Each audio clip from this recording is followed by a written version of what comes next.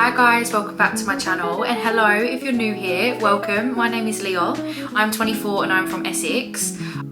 I just wanted to do a video today based solely around my end of day and evening routine. Obviously I have a lot of vlogs and things on my channel, but I feel like I wanted to do a more tailored video to a specific part of my day.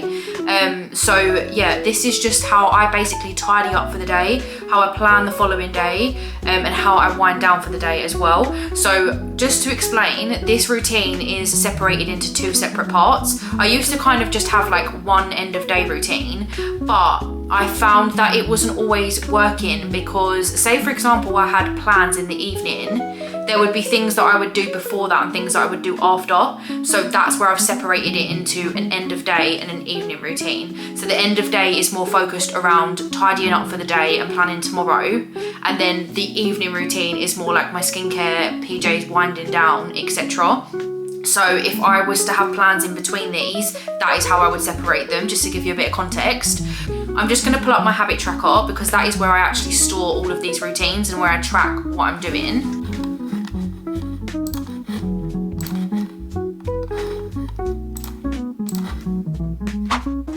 So the first part of the routine, which is the end of day, is split out into 9 different actions. All of them routines, except one, I can sit here and do at my desk now. So the first thing that I would do in this routine is what I call my end of day journal, which basically just consists of me offloading a bit about the day. So I might write in, you know, how well I feel like I kept with my routines, because obviously I have a morning routine like gym, obviously the bits that I had in to do for that day, like the actions. So I would just maybe like write a little bit about, you know, I woke up a bit late, or, you know, I actually smashed my morning routine this morning. I would then write, you know, how well I got on with the tasks that I had planned that day, and should something have not gone to plan, why I feel like that didn't go to plan, and whether that was in or out of my control. Just like a little bit about the day basically. I'm someone that's just like a massive overthinker, and this really gives me a good peace of mind. Like I find that this is one of the best things I've ever implemented into my routine. So I'm going to start by doing that first.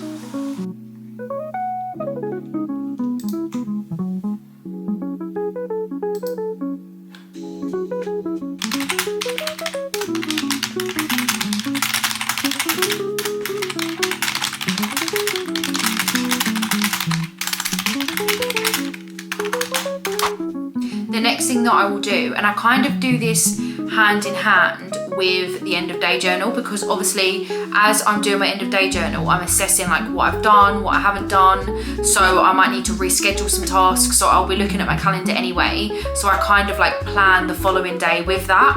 So generally I do my weekly reset, and part of my weekly reset is to do my planning, which means that I will plan the week, have goals for the week, and block out time in my calendar. But obviously things don't always go to plan. So part of having this end of day routine just makes me more flexible, because rather than like fixing my week in one hit, I'm able to adjust throughout the week as needed. So I like to like look at the following day, just check that, you know, what I planned originally is still the case. If there's anything that I've needed to add in or remove, just adjust that in my task list and in my calendar.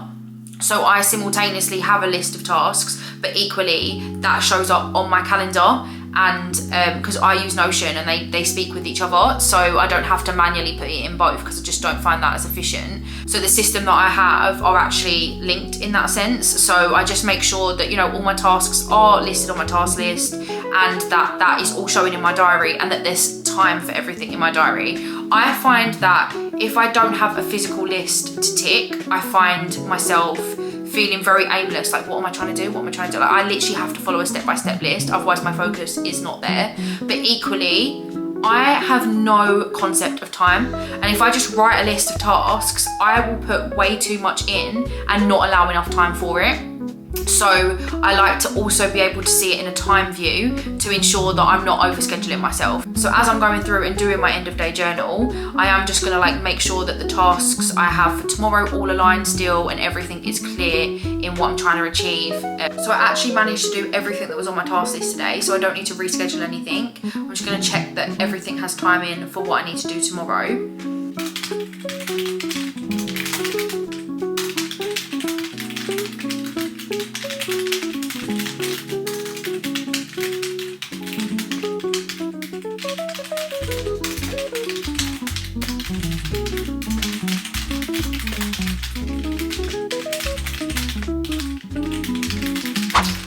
both of them are now done. I have ticked them off of my habit tracker as well to acknowledge that I've done them. The next things on my list are to kind of just update my trackers. So the first thing would be for my consumption. I track everything that I kind of eat and drink through the day.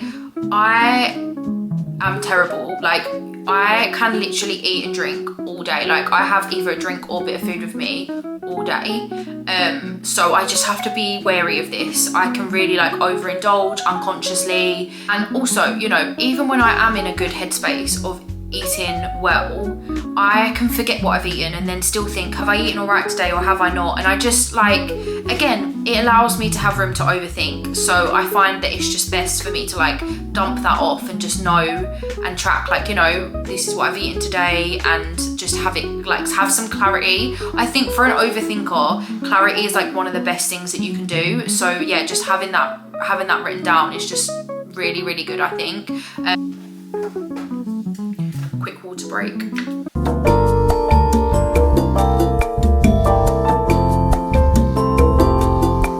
Talking about this has made me realise I've not got enough water in me today.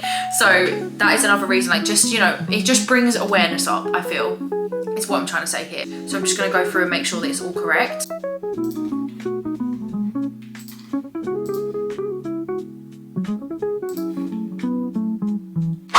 That is now all up to date. So the next thing is my finance tracker. So basically how I manage my finances is that I have 5 different categories, which consist of bills, guilt-free spending, so money that I spend without feeling guilty about it, investing, saving, and giving back to charity. So they're like my 5 top categories. I have subcategories within this. For example, my bills is car, petrol, household, beauty, skincare. There's a lot of different varieties under that. And then the same thing with even like my guilt-free, I have split into like food, occasions. So I have occasions that come under guilt-free spending, which is like things that I've chosen to do, like if I was hosting people or things that, you know, I've decided to do off my own back. And then I have bills occasions, which is like birthdays, because that's a bit more like mandatory. Of course I'm going to buy a birthday present, like that's a little bit different. It's not just me deciding, you know, Saturday night I'm going to host some people around, and it's completely different. So I have like 2 versions of that category. So yeah, they all have like a top category, and then 3 of them have subcategories as well. And then what I do is I plan my finances on Excel. So I have like an Excel spreadsheet template that I use in order to plan ahead. But I use what's called Snoop as an app to track my finances behind. So on Snoop, I have all the same categories. So it will say like bills dash petrol, bills dash household, like it's the same, exactly the same categories. They mirror each other. And then what I do is obviously I plan ahead on Excel, and then I revert back on Snoop. And then I just cross-reference the 2 to make sure that, you know, what I planned is what actually happened. Like, I just like to hold myself accountable. I think it's one thing to like plan your finances ahead, but to actually review and hold yourself accountable, you know, that's like another step that I would really encourage people to take. Like, you would be surprised how easy it is. Maybe some people find this a bit easier, but for me, it's very easy for things to go all over the place and, you know, not do what I was intending to do. So just holding myself accountable, like, again, just raises my awareness a bit in the moment when I'm making purchases, and it's just a really good way of monitoring what I'm spending. So I just like to go onto like the Snoop app and just make sure that everything went into the right category. Originally, I've gone through so many ways of managing this. I used to print off my bank statement and actually highlight everything into categories. Don't recommend that. Then I would manually add every transaction into a spreadsheet. Do not recommend that. That's like having a second job as data entry. Like, I swear to God, maintaining that system was infuriating. Like, it was just impossible. So the Snoop app is like the best way that I found. I can't plan ahead on Snoop because it doesn't allow for ad hoc expenses. So all you can really plan for is reoccurring bills. And the way that it acknowledges a reoccurring bill is through going through your transaction list. So, you know, if you're trying to budget for a birthday or for something that's like ad hoc, it doesn't allow room for that, which is infuriating because it does so many things. I'm really surprised that it doesn't allow you to do that on there. So I find that really difficult to manage because I budget for everything, like absolutely everything. I like to leave myself a little bit disposable because things don't always go to plan, but I like to budget as much as I possibly can. Like, I will sit down and go through my calendar, see what birthdays are coming up, like what do I need to buy. Like, I look at everything. Like, I think that that's really important. I hate like when something comes up and you're like, I didn't think about that. Like, I really hate that feeling. So I like to, you know, I am a little bit of somewhat a control freak, if you like to say, but I do like to be in control and know what's going on and like just have clarity in that. So I do not like the fact that you can't budget that way, and I find that really infuriating. So I just don't gel with it. But in terms of capturing the data behind, best thing I've ever used. When you assign a merchant, which is what they call it, so, you know, a business essentially, so like BP as an example, once you assign them to a category, it recognizes that and then it automatically does that for you going forward. So it's so minimal. Like, even when I'm going to check now, 9 times out of 10 everything's going to be in the right category because I've assigned it to that category in the past. So the only thing that I have to tend to assign myself is Lidl, because obviously I buy my week shop, but then I also buy like face masks from there sometimes, or toilet roll, or, you know, things that are in separate categories. What I will do is I just put them through as separate transactions when I'm buying. I keep it like separate in my trolley. I just do separate transactions and then I am able to like put them in the right category. But everything else, you know, is pretty straightforward. So it tends to like recognize, you know, if I've done Superdrug in the past, it knows where that's going. If I've done BP before, it knows where that's going. Like, everything else is pretty straightforward. But Lidl is the only place where I kind of buy multiple things in different categories. Say, for example, you know, you're splitting something as well. Like, there's been occasions where I've bought something and someone's had to transfer me. If you put their transfer into the same category, it balances it out. So say, for example, I bought something for £20 and it went into my guilt-free spending category. It's gonna think that I've spent £20 in that category. But say, for example, someone transferred me £10. If I put that income into that guilt-free spending category, it balances it out and it will just say I've spent £10 in there. So it is quite flexible in terms of capturing data behind. I just find that the looking ahead is what I struggle with. So yeah, I'm just going to go through my Snoop app now and just make sure that everything is all in the right category for like today. I tend to do this, obviously I do this end of day routine in every day, so there won't be much data to check. You know, there might be a couple of days where, you know, I've not got to it or something's happened, so I've not been able to do my full end of day routine. I really try and avoid that as much as possible, just because I struggle to then wind down in the evening, like thinking, you know, that's not been done. So I like to, like, at minimum do all of these 9 steps, but you know, sometimes it's out of our control. But generally, you know, I'll only be checking for that day, so it literally takes me 2 minutes.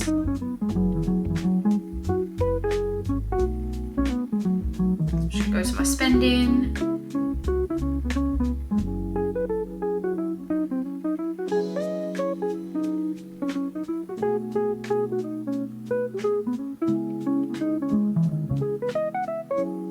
It's all good.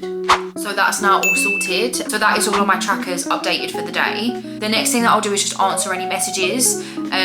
If I have like quite a lot of messages, then I may like just do a few and then do the rest the next day. But I like to try and tidy up literally as many messages as I possibly can in this time. I like to add this in as a routine because I get so overwhelmed with messages. And, you know, like if I text someone and then they text me back straight away, I'm like, like when am I going to respond to that? And I don't know, I just really get overwhelmed easily with messages. So just allowing this little bit of time of knowing, you know, I've got time in when I tidy up for the day to answer that, I find that really, really helpful.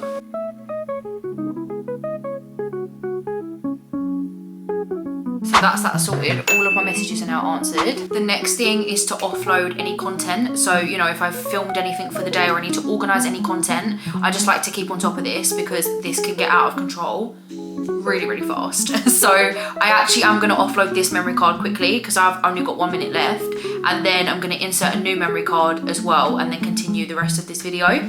So I've put a new memory card in my camera and I'm going to offload this one quickly onto my computer.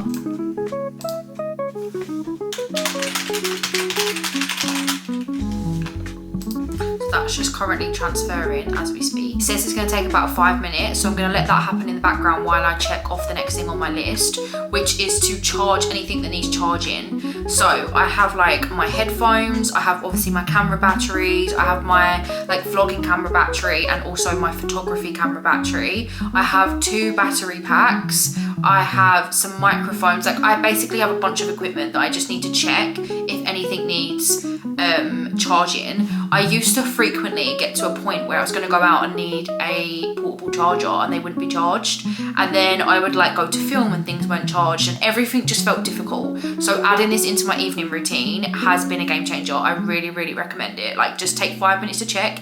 I have this box here, which if you open the top up, you will see in there have an extension lead, and the extension lead has 4 USB ports and then 4 actual plug-in ports as well, so it's able to contain a lot in one space, and it looks really tidy. I used to just have that extension lead on my desk and then I'd have the battery packs and everything on my desk and it would drive me crazy. So I'd really recommend investing in one of these. They're so inexpensive and it makes such a difference.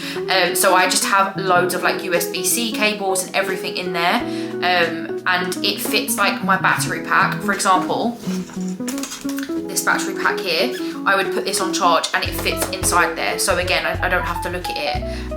But I don't actually have anything that needs charging at the minute. Both my camera batteries are full, my mics are full. That battery pack has 75%, my other one has 80%. Everything's like really good. So I'm gonna tick that off my list that I've checked it, but there's no action there at the moment. The next thing on my list is to turn off all the lights in this room.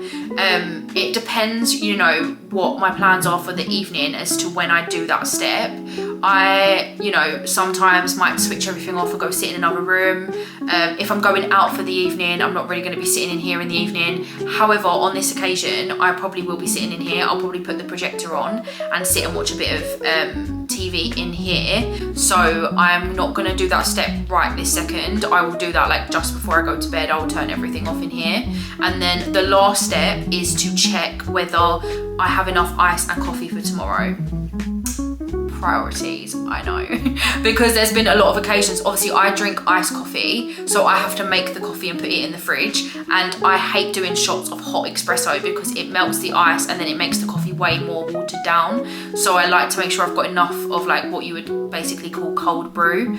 Once my content is finished offloading, I'll go out and check the ice machine. I'm gonna start my evening routine like back to back with this routine today. Like I say, generally I do it like that. I do my end of day, then I do my evening, but I like to have them as separate routines in the event that I have something going on in the evening between them, because obviously like right now I'm dressed, I've still got my makeup on, so if I was to go out for dinner or do something, you know, that would happen next, and then I would come home, take my makeup off, put my PJs on and do my evening and wind down routine. So I've just checked and all of the content has offloaded. We're all good to go. So I'm gonna start my evening routine. I've brought the steps up on my habit tracker so I can do that as well. The first step of my evening routine is to put my pajamas on and put some candles on, put all my low lights on. Like for example, the light that's in front of me right now, if I show you, it has that warm light, and I like to have that on in the evening. And then I have this one on when I'm like working or filming or anything like that. And you can tell there's a big difference in them lights, and that is a massive signal to my body that it's time to start winding down. I also have my big light on at the minute, which I will turn off as well. I'll put some candles on, like just, you know, create a vibe where I just feel like I'm relaxing. So let's go and do that.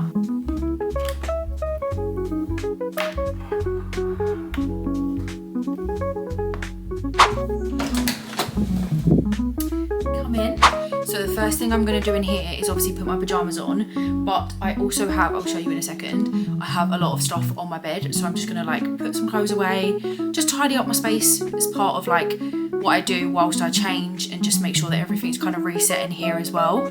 I also have access to all my habits on my phone, so everything that I can see on my laptop I can see on here, and I just go through and check them as I'm doing it.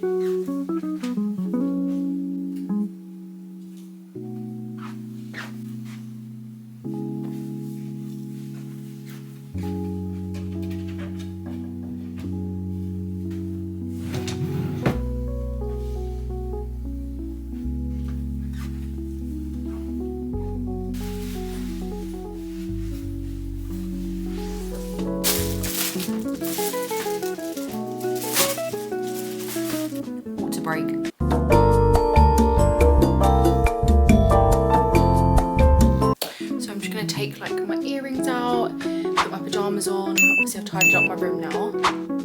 If I can get the back off this earring. One.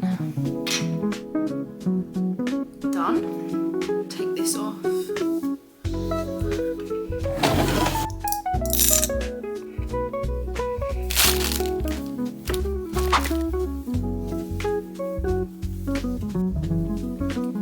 Anyone else like physically cannot put their hair up unless they flip their head forward? Because I don't think I possibly could.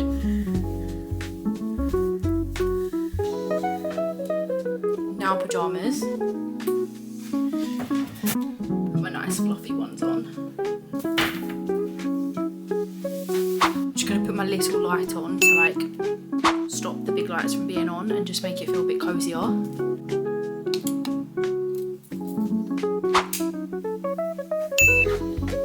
I do generally, I've not taken my watch off. Just realised that now. There we go. I would generally put some candles on in here, and that's like the light that I generally do my evening skincare with to like unwind, but I'm afraid that you will literally not be able to see me, so I'm gonna keep the big light on in this instance. And now I'm just gonna do my evening skincare. I have like, my cousin who's here bought me these which go on your wrist and they stop water from dripping down. Best invention ever. I do also have like a headband, bless her, she put my name on it as well, so I can like put this round and tie it up, but to be fair my hair's up so I don't really need that. But when my hair's down, this thing is a godsend, especially with my fringe now. Like literally, the first thing I need to get out these, which are like just disposable cloths. I do have these microfiber cloths, but I cannot keep them clean to save my life. Like, I just don't have the time to like wash them every day. So I find these really, really useful. They're literally just like the little tablet ones and then they expand in water. And then I just like expand them out. And then I get like this, which is my electric cleansing brush. Cleanse first.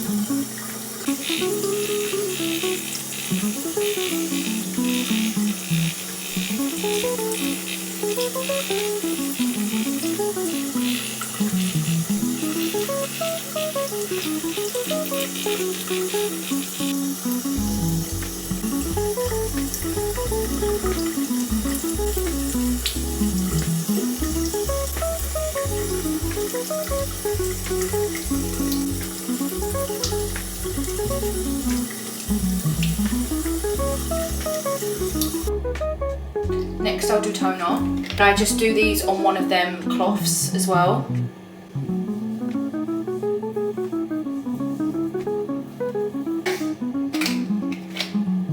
I then do a bit of bio oil because my skin is terrible at the minute. It's actually the worst it has ever been in my life.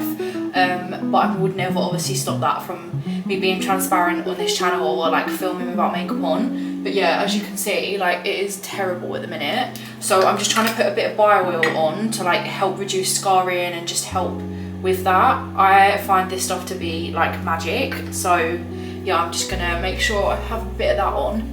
And I like to put that on before any serums or anything because I want it to hit like the first layer of my skin. Then after that, I'll put my serum on.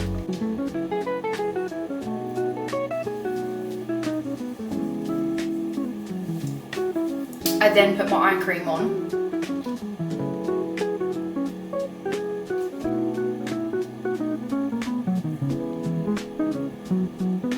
And then I put my face moisturiser on.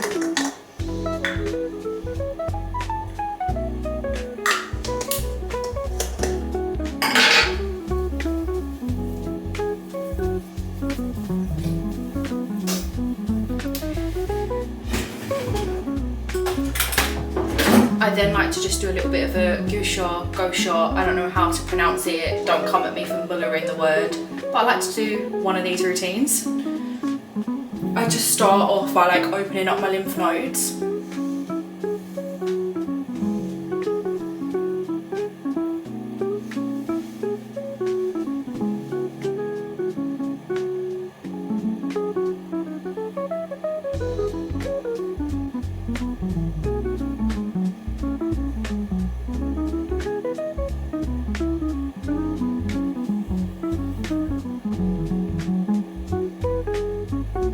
now all of that is done, excuse my red raw face from doing my gosha. Every time I cringe at myself because I feel like I'm saying it so wrong, which is the story of my life. But yeah, now that I've done all of that, I feel like I can wind down a bit. Obviously, I will brush my teeth. I just don't do that yet because I like to have dinner, have my little bit of dessert, and then obviously I brush my teeth like right before I go to bed. So like on this occasion, I will turn the lights off in the office and brush my teeth just before I go to bed. But this is where I mean like this routine is so flexible because, you know, if I was to go out for dinner, then I would brush my teeth now with everything else because obviously I wouldn't be having dinner and everything, I would have had that done. So this is what I mean by it's a bit flexible and versatile depending on what my evening plans are. Water break.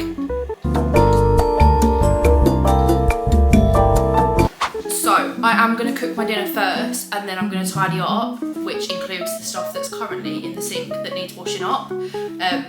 So yeah, I'm going to eat first because, you know, food first, priorities, then I will tidy up.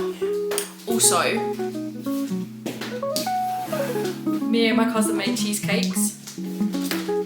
But we want to do like a charity bake sale. We are going to do it online instead of in person because I just don't see that being realistic in this generation, frankly. Like, I don't understand how that would even work logistically. I don't know, like, when there's a group of people in one place where we would set it up. I mean, my little cousin does do football, so we could like potentially take some over there or something. But I just feel like that's a lot harder when you could just create like an Instagram page, take orders, and it just worked that way. So yeah, but all proceeds are going to charity. This is something I spoke about on this channel because I wanted to raise money for charity last year and I didn't really pull my finger out, to be frank. So I like really want to do it this year, but I cannot bake for my cousin is an excellent baker, so I was like, please help me, literally. So we've made some stuff today. It was like a little test run because we needed to see, obviously, like, one, how it's going to work logistically, two, how much things cost, so like what we'd price them at, to be able to make a bit of profit for the charity, etc. So yeah, we just need like a little bit of a test run and they've come out so good. I'm so happy. I just want to eat them all, literally.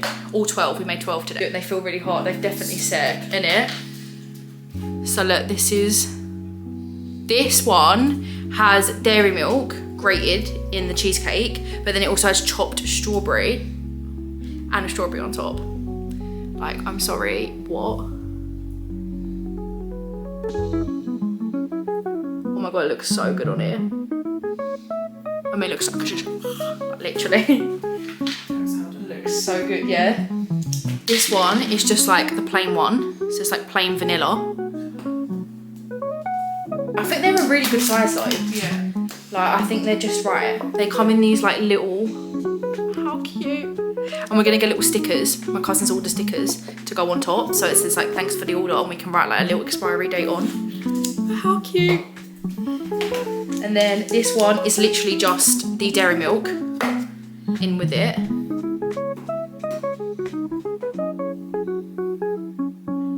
Oh, my mouth is like dribbling. I feel like this one has chopped strawberries on top. There's none within, but there's chopped strawberries on top. They're definitely set because I know. That's what I was just gonna say. They're definitely set because the strawberries haven't fell. This is how much I think after. I just went like this confidently without thinking about any of that happening, literally. But they're definitely set. So there's dairy milk in the cheesecake top, but there's not. Obviously, there's just strawberries on top. There's no strawberries within it. Last one is mint aero. So it's got chopped bits of mint aero in it. And then obviously mint aeros on top. Again, not logistically thought about that falling. I'm just gonna go drop my balls. I was waiting for you to get your We've made like 12. We now know that 24 will be a batch and we know how to price everything. We've created like a little Facebook page and Instagram page, but we have a few other products that we want to do with the cheesecakes. So we're gonna make sure that we like do a test run of them first. To be fair, the other ones we don't feel like we need a test run as much of, but I got some really good photos of them, and I want to get photos of the other products because it'd just be great for like the Facebook and Instagram page. So I'm like a visual person. If I see something, I think, yeah, in my basket. If I can't and I've got to read a description or there's no visual, I'm so much more hesitant to buy something. So, you know, I just feel it's right to get photos of everything. So yeah, all moving forward, I'm so excited. Right, that makes her the car and he does all the cute stuff. Boyfriend. But he is very like there is so many things where it's like Dean versus Jess, and Dean's like, well, I don't care about Harvard, and Jess is like, you're still doing that Harvard thing. It's like this many miles away. Like, he's so encouraging. Whereas he is so like, I'm a small town guy, you be a small town. He tries to put her in a box. Tries to bring her down. Do you know what I mean? Yeah. But I think Logan makes her pretentious. Yeah. Who is this girl? Like, I don't like that either. Whereas I feel like Jess has character, has soul, has depth, can talk to her about these books, but he's humble. He's still an average guy. Do you know what I mean? I like that about him. Also, every time she's made any bad decision, who corrects it? Him. Who gets her back in the owl? Him. Do you know what I mean? Like, who makes him write a book? Her. Who makes her write her book? Him. They make her so much. They make each other so much better. What does she do with Logan? Steals a yacht. Do you know what I mean? Like, she's not her best self. Like, I just think Jess, don't get me wrong, is flawed. He first just leaves and doesn't tell her. Like, I hate him. But he's 15, 16, one of the most troubled childhood. Like, they could have given him development. Do you know what I mean? Like, they could have, it's like Chuck Bass. I just feel that they could have given him character development. He could have been like a Chuck Bass in that situation. He could have overcome, because he's never done anything that people wouldn't love him for. Because people want, like, you know, his mum abandoned him. He had no dad. Like, he had real deep issues. Do you know what I mean? So I think as an audience, we would have got behind and understood that. Do you know what I mean? I really wish that they give him the character development.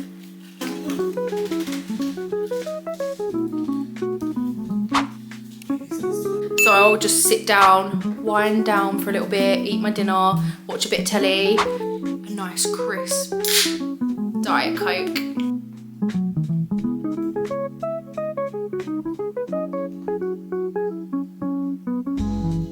I am watching Grey's Anatomy at the minute. I don't know if I spoke about that on here.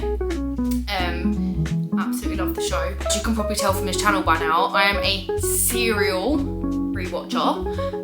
So I watch like Gilmore Girls, Pretty Little Liars, Vampire Diaries, Grey's Anatomy, but then I also rewatch like sitcoms like New Girl, Modern Family, Friends, My Wife and Kids, How I Met Your Mother. Like, there's so much I just love to rewatch. It's like deep rooted in me. I have started watching The Office because I know I'm gonna love that show, and my brother's watched it, and there's so many things that I've seen on it that I love. And I did get all the way to season 6 on it, but then I got ill and I just couldn't like watch something where I needed cognitive function, basically. So I fell out of it, but I really want to make sure I finish it, and I feel like that's going to become something that I start rewatching again. But I'm on season 21 of Grey's and I'm heartbroken because I don't want it to end. I think I'm going to watch Private Practice and Station 19, which are both spin-off shows of Grey's Anatomy. So Private Practice follows Alison, and then Station 19 is obviously the fire station that Ben Warren works at. So I want to watch both of them because there's quite a few things that cross over. Like when Amelia Shepherd comes into Grey's, you hear so many references about her getting sober in LA with Addison, because that's all in Private Practice. And then also as well, like a lot of the characters that you see from Station 19, when they drop patients off, you hear references from things that obviously have been storylines in Station 19. So yeah, I want to watch them all and like hear all the different storylines. But I'm also just tempted to rewatch Grey's again because I just honestly love it. I'm not ready for it to finish. Like I've only ever watched up to like season 10. Like I never really saw DeLuca or like anything. The last thing I really remember is Derek dying, and then I don't really remember watching past that, which is season 11 actually. But there was like so many like storylines that I didn't know about. Like I actually had to Google things because I hate not knowing what's gonna happen. Again, the control. I know, I'm aware. So there's so many storylines that like I didn't really know about. I never really knew who DeLuca was or what his storyline was gonna be. I never obviously met like DeLuca's sister, and even like the interns. Obviously I never met DeLuca's class of interns. I never met the class after that, like Schmidt and Helm and all of them, which is so funny because Schmidt honestly becomes one of my favourite characters, and his and Joe's relationship I think is brilliant. Like, it's so well written, it's so comedic, it brings back a little bit of like Christina and Meredith. So yeah, I really like that. So I feel like I want to watch it again because obviously that was my first time watching all of that part. So I really want to rewatch all of that. And also, I mean, the first, what, 6-7 seasons are iconic. Like, you literally, you know, Denny, Izzy, like all of it, it's just iconic. And it's so well written. Like, generally, the way they tie things in, the symmetry, like, you know, when Amelia's giving birth and Bailey gets behind her, and like the way that George did that for her. Like, also, like, right in the later season, I think something that Shona Rhimes and this show is great at is not losing touch. Like, you know, like Vampire Diaries, I spoke about this before, I feel like it becomes such a shell of itself.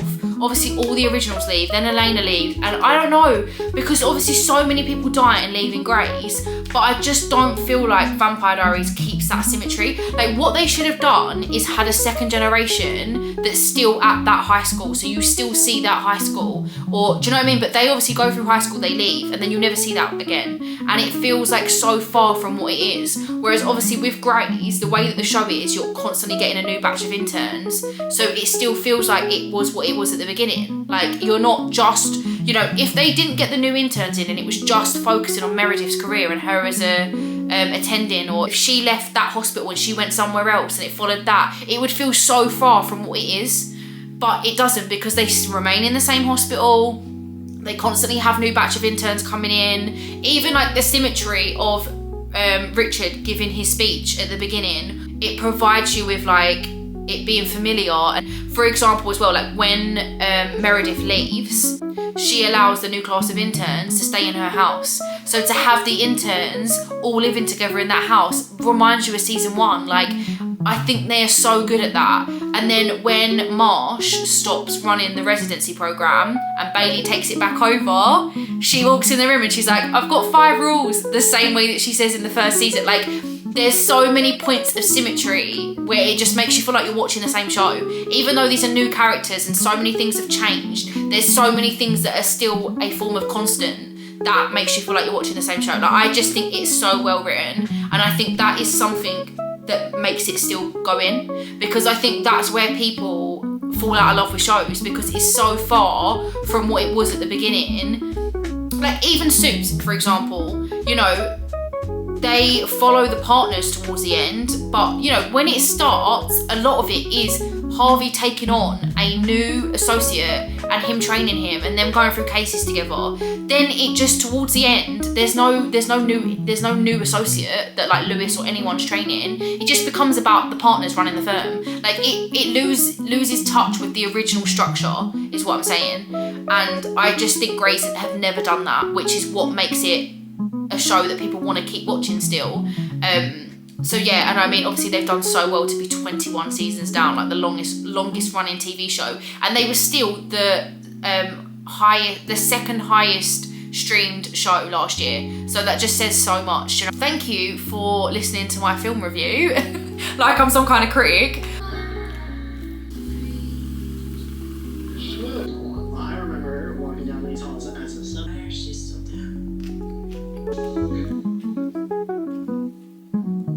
I've just moved into the office because my mum and stepdad are home, so I'm going to watch telly in here for a little bit on the projector. But I got my cheesecake out and it looks so good. I literally cannot wait to eat it.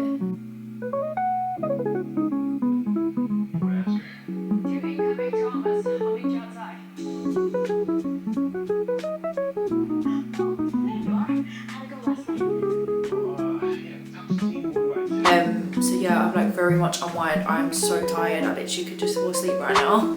But I'm just gonna, I've turned everything off in the office, like the projector, the lights, everything. But I'm just gonna brush my teeth before I go to bed.